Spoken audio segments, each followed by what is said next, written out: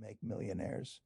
Most people think wealth arrives with a bang, a lottery win, a viral business, a sudden inheritance. But the truth is far quieter and far more interesting. Real wealth, the kind that lasts and grows across decades, is built in silence. It accumulates in the background of ordinary lives through decisions that seem unremarkable at the time. The millionaires who built their fortunes without headlines or drama followed a handful of simple rules that most people overlook entirely. These aren't secrets. They're just principles that require patience, and patience has become rare. So if you've ever wondered why some people seem to effortlessly accumulate wealth, while others struggle despite earning good incomes, the answer usually lies not in what they know, but in what they consistently do. Let's explore the money rules that quietly create millionaires, the ones that work not because they're clever, but because they're consistently applied over time. The first rule is perhaps the most fundamental, yet it's the one most people resist. Spend significantly less than you earn and do it for decades. This sounds almost insultingly simple, but simplicity shouldn't be confused with ease. The discipline to consistently live below your means year after year, regardless of salary increases or windfalls, separates wealth builders from everyone else. Most people expand their lifestyle in lockstep with their income. They get a raise and immediately upgrade their car, their home, their vacations. This isn't wrong exactly, but it guarantees you'll never build substantial wealth. The gap between what you earn and what you spend is where wealth lives. That gap is your margin, your breathing room, your future. And the wider that gap, the faster wealth accumulates. Millionaires who built their fortunes quietly understood this instinctively. They drove decent cars, not impressive ones. They lived in comfortable homes, not showcases.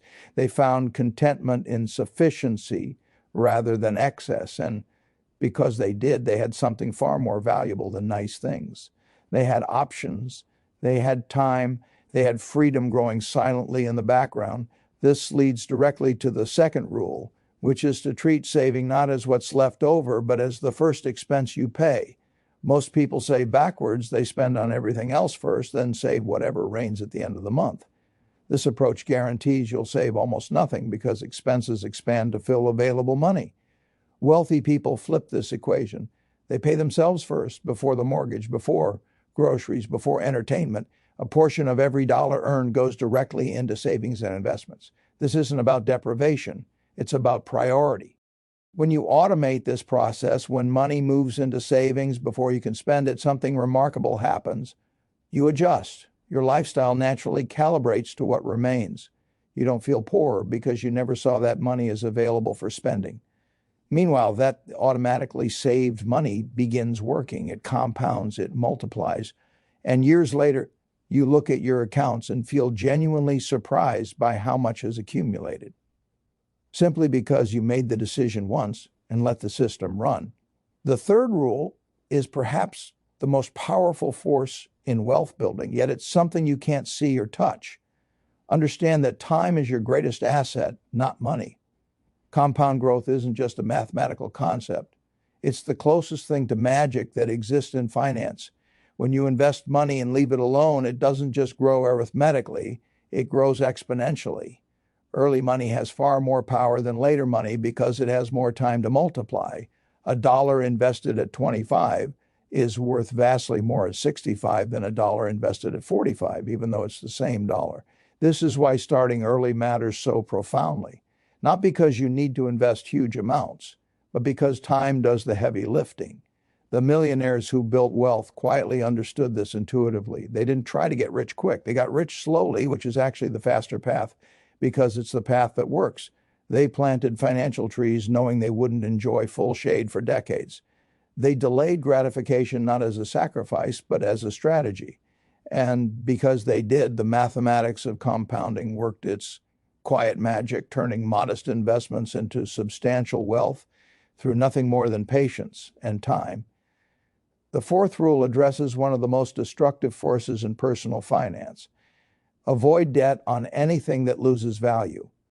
Debt is a tool, and like any tool, it can build or destroy depending on how it's used. Wealthy people understand the difference between productive debt and destructive debt. Borrowing to invest in assets that appreciate or generate income can make sense. a mortgage on a reasonably priced home, an education that increases earning power, a business loan with clear returns. These might be justified because they're buying something that grows in value.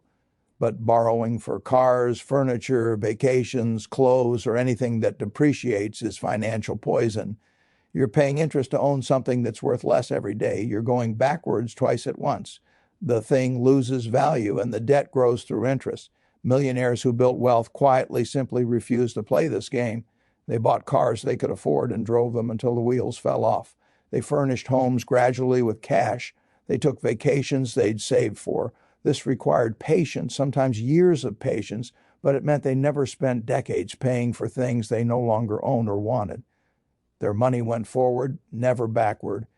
The fifth rule is about information, and it's simpler than most people realize. Never invest in something you don't understand. The investment world is full of complexity, jargon, and products designed to sound sophisticated. Wealthy people cut through this noise with a simple filter. If you can't explain an investment clearly to a friend, you don't understand it well enough to risk your money on it. This doesn't mean you need to be a financial genius. It means you should stick to straightforward investments you can actually comprehend. Index funds that track broad markets. Real estate you can see and evaluate. Businesses with products you understand. The quiet millionaires didn't build wealth through complex derivatives or speculative ventures they easily grasped. They built it through boring, understandable investments held for long periods. When someone offers you an investment opportunity that sounds too good to be true or too complicated to understand, the answer is always the same: walk away. Complexity is often camouflage for risk. Simplicity is usually camouflage for wisdom. The sixth rule deals with one of the most expensive mistakes in investing. Ignore market noise and avoid the temptation to constantly trade. Every day, the financial media generates an overwhelming stream of predictions, warnings, and hot takes about where markets are heading. None of it matters. None of it helps. The daily ups and downs of markets are completely irrelevant to someone building wealth over decades. Yet millions of people check their portfolios obsessively, panic during downturns, sell at losses, chase hot stocks, and generally behave exactly opposite to what works. Quiet millionaires do something radically different. They invest in quality assets and then they do nothing. They don't check prices daily. They don't panic during crashes. They don't chase trends. They understand that volatility is the price you pay for long-term returns, not something to be avoided.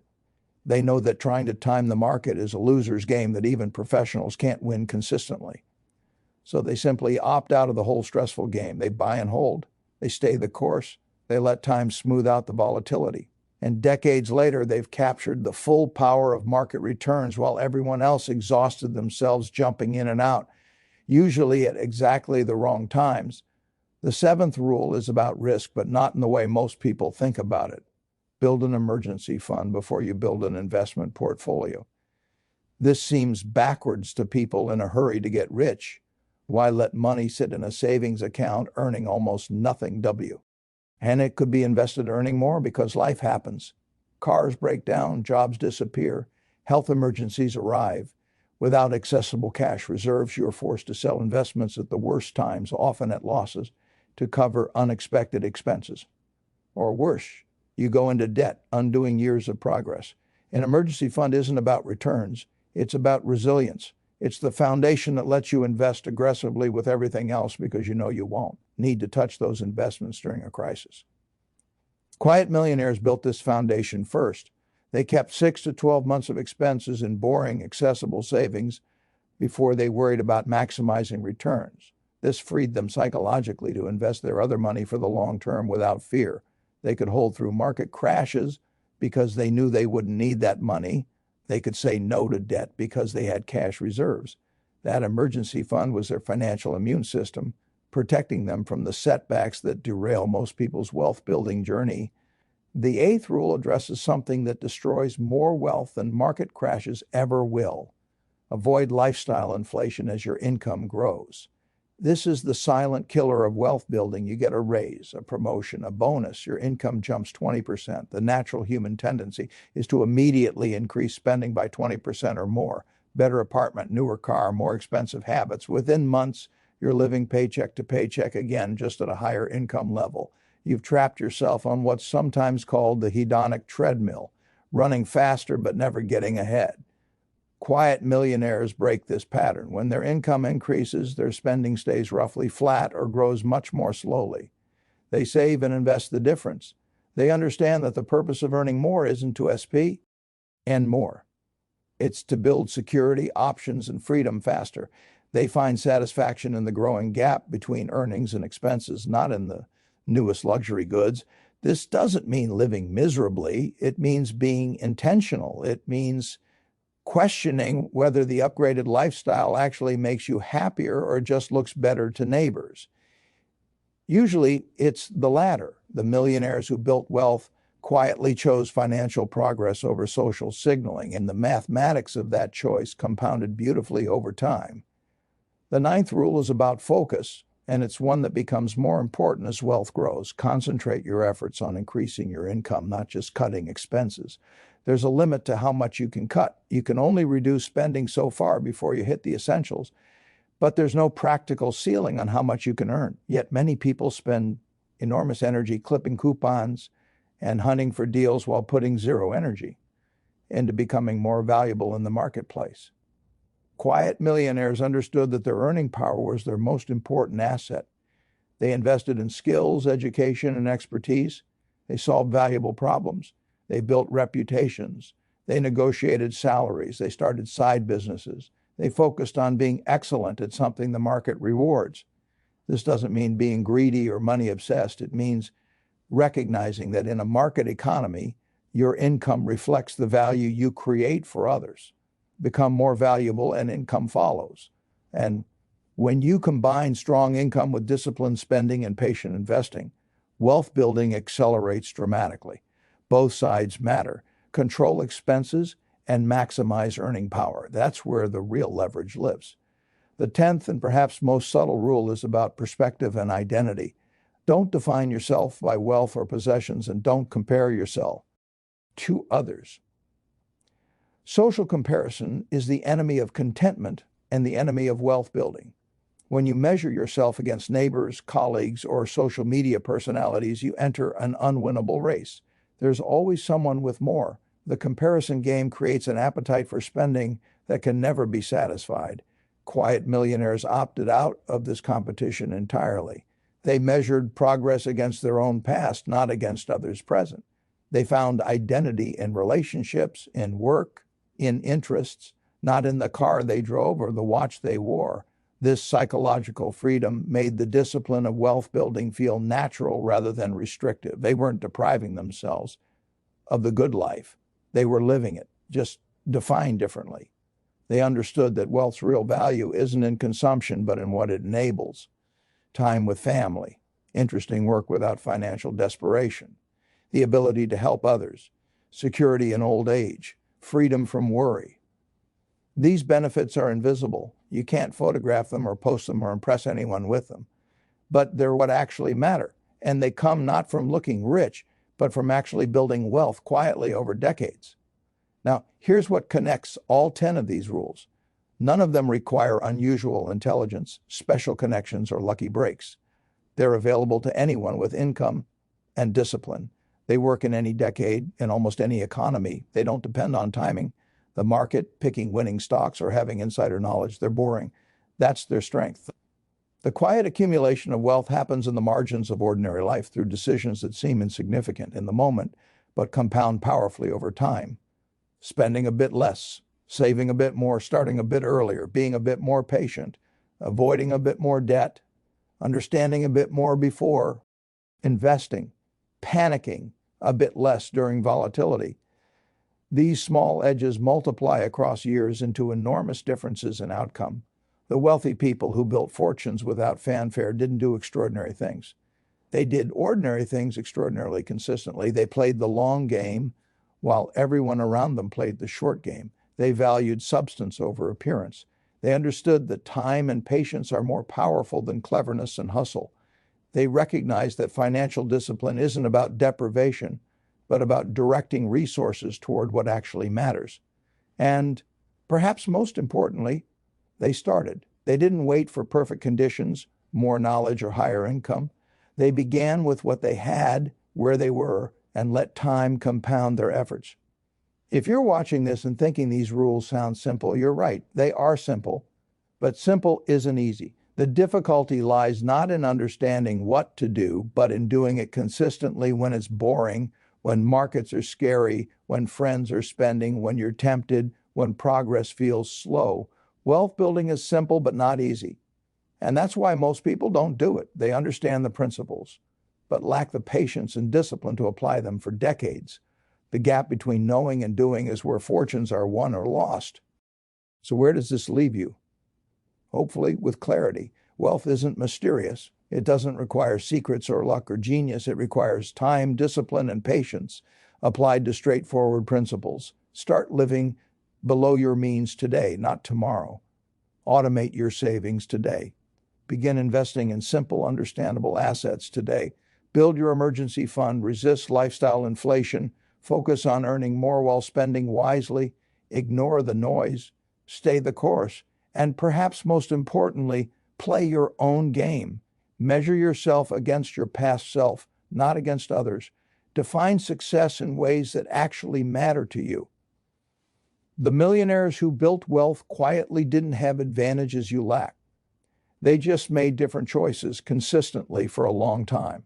They understood that wealth is built in decades, not days, that it accumulates in silence, not in headlines, that the boring path is actually the exciting path because it's the path that works. Every month you apply these principles, you're compounding not just money, but also habits, discipline, and financial wisdom. You're becoming the kind of person who builds wealth naturally because you've internalized the behaviors that create it. This journey won't be dramatic. There won't be a moment where you suddenly feel rich.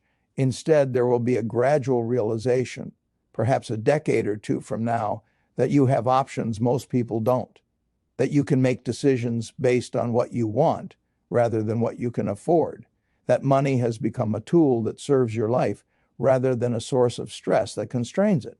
That's what quiet wealth feels like. Not flashy or impressive to others, but deeply satisfying to you. That's the real prize. And it's available to anyone willing to be patient, disciplined, and wise with the resources they have right now. The rules are simple. The path is clear. The only question is whether you'll walk it. Start today. Stay consistent. Trust the process. And let time work its quiet magic on your behalf.